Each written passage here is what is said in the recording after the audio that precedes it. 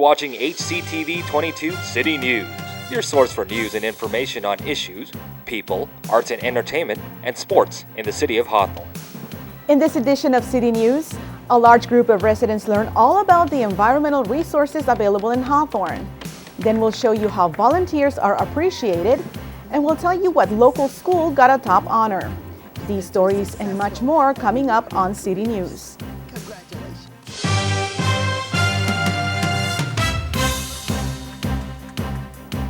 Hello and welcome to City News. I'm Sophia Pop. Here in the City of Good Neighbors, we hold numerous community events. What a better way to learn about our city's plethora of services than on the day we're reminded of better ways to save our earth. HCTV's Deanna Morgan has more. A lot happens on Saturdays in Hawthorne. As you can tell by the marquee, this Saturday was no different, except that what people did wasn't as important as what they learned. Save on electricity, you can save on energy, ways that you can, make the world a better place. James Amos' world was turned upside down 5 years ago when he found out he had diabetes. He now checks his blood sugar constantly. He came to Hawthorne Memorial Center on this Saturday as a volunteer for this year's Service Provider Day. He ended up getting more help than he could give. It's almost like a job fair. You come up, meet someone, say, hey, I've got this problem with a tax. What do I do? James needed to check his blood sugar, make sure it wasn't too high. Lucky for him, Service Provider Day provided him that service. It's the second year the city has held this event, a day when members of the Hawthorne community learn about all the resources our city has to offer. Because a lot of people get frustrated or they don't have the internet. Here they can talk to representatives who provide the services they need, find someone to point them in the right direction. It's a great opportunity for myself and my colleagues to do a meet and greet here. Or speak with an elected official. As a child with 11 brothers and sisters, parents that didn't speak the language, who often needed something and didn't know where to go for that resource.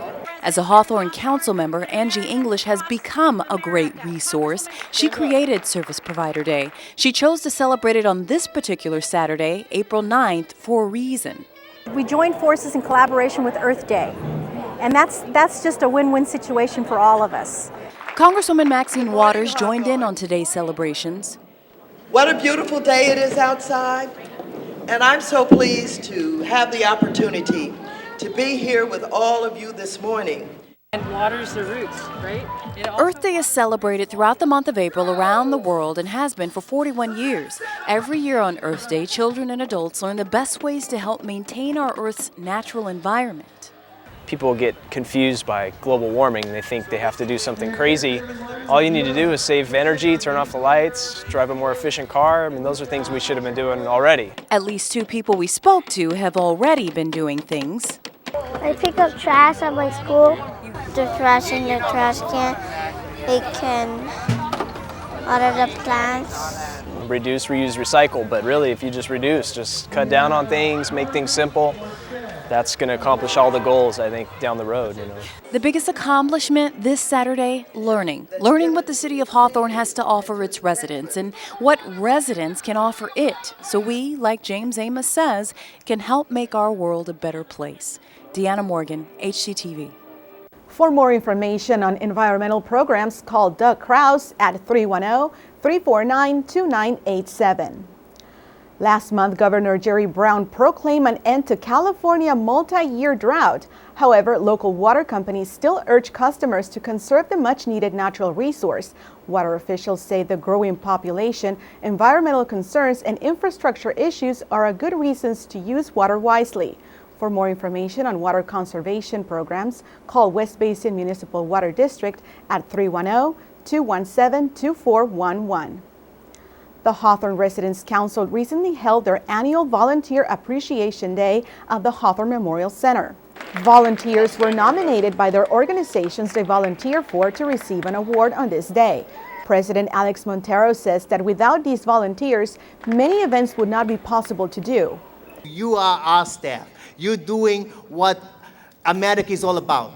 Volunteer, giving, giving, giving. A banquet was held after the ceremony for all to give thanks to the volunteers for their hard work. For more information on local volunteer organizations, call the President's Council at 310-978-4444. 4357. Every year between the months of April and May, high school students across the country get ready for summer break. Some local teens got a head start at a recent job fair held at the Hawthorne Memorial Center. One by one, local students arrived at the Hawthorne Memorial Center ready to embark on a job hunting journey.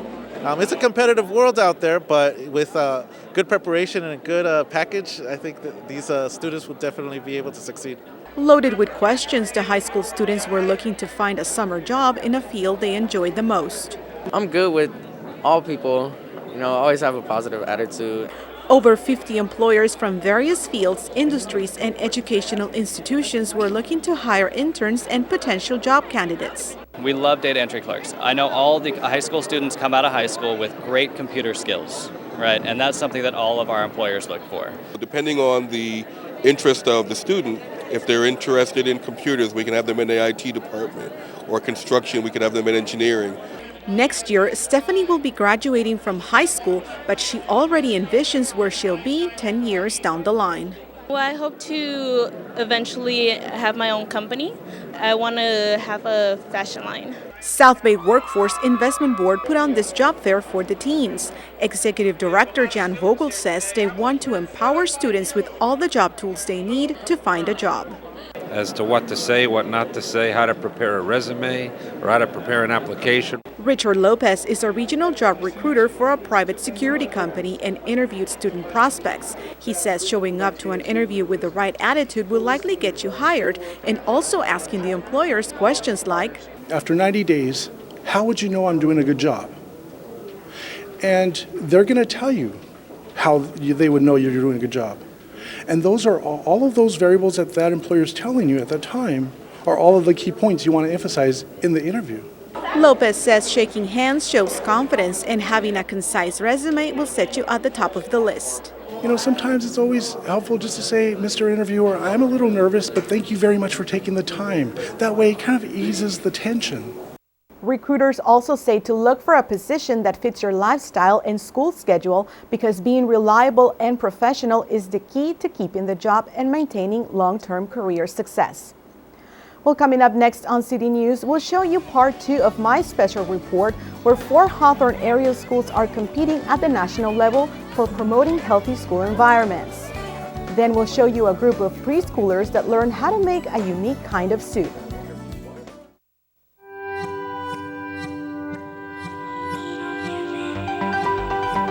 Does peace really have a chance within our lifetime? At Rotary, we believe it does. We've created programs at universities around the world, dedicated solely to teaching peace to a new generation.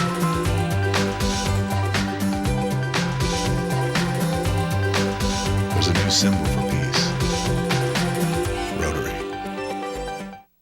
Hi, I'm Ashley. Ready, let's sing.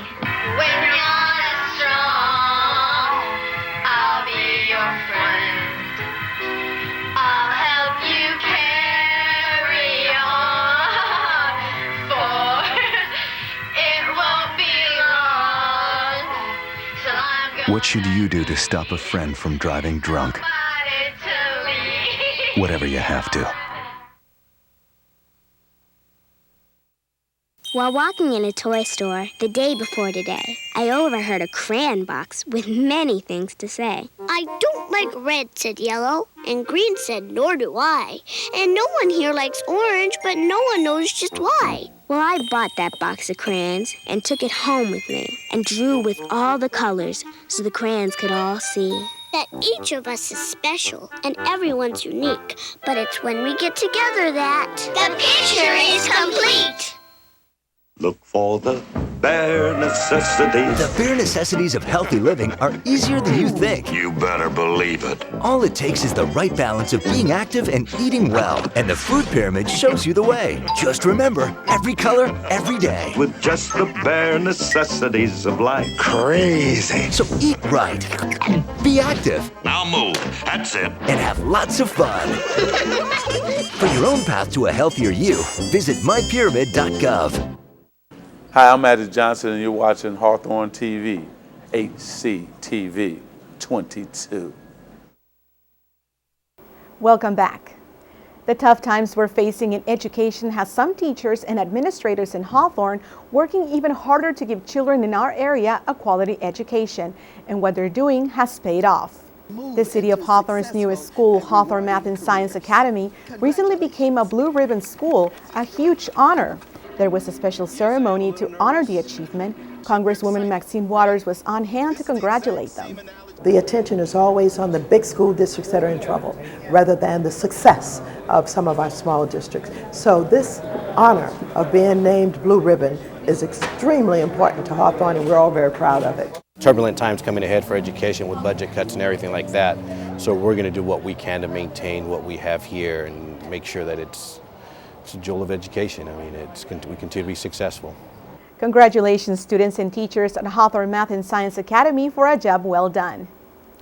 Last time we showed you part 1 of my special report where we looked at the district's participation in the new pilot program called Healthy Schools, sponsored by the Alliance for a Healthy Generation. Now in part 2, we look at the parent involvement behind the Healthy Initiative and also how the meals are improving in the 4 participating schools. Dancing to music and doing jumping jacks is how these students wait for the bell to ring before starting school. It's helping me come to school earlier so I can work out better and have a good and be ready for when the teacher asks me and asks questions. When I come from home, I feel all sleepy, but then after that, when I go into class, I'm awoke. York Elementary School Principal Michael Goldstein says he's happy to see how well the new morning fitness program was received by the students, which has also added other benefits. Our tardies are like cut in half. Kids are trying to get here early and they really want to be part of the program, so that was kind of an added bonus for us. The morning fitness program at York Elementary School was created earlier this year and is led by parent volunteers. Standardized test scores have been increasingly higher when they do some morning fitness and gets their brain stimulated and things of that sort.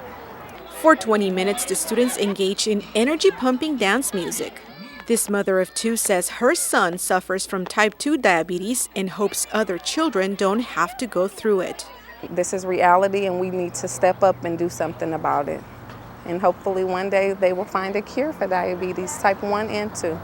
Teachers and staff also join in on the fun to ensure supervision of the students at all times. Thank you. You're welcome. Part of the competition in the Healthy Schools program is providing the students with a healthy, nutritious meal. These students had plenty of healthy options during lunchtime. Cafeteria manager Mitchell Scott told us more about the tasty variety on the menu. We have the whole wheat burrito. They could get the rice or beans, and then we have the salad bar, which they can get the salad bar. The third choice will be the tuna. They get the tostada chips and fruit.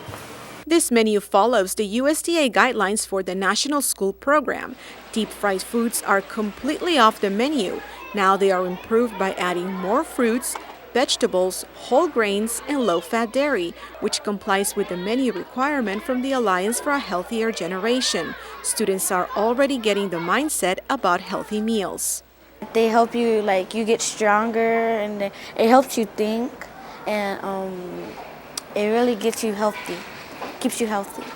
Another important aspect of the Healthy Schools pilot program is having an employee wellness school committee. The 4 participating schools look for good role model teachers who motivate their students. That enthusiasm and energy trickles down to the students, and the students are more likely to participate and to get excited about eating healthy and being active. All of the hard work and preparation by the schools is being judged by a panel of experts from a variety of health and educational backgrounds, along with the American Heart Association.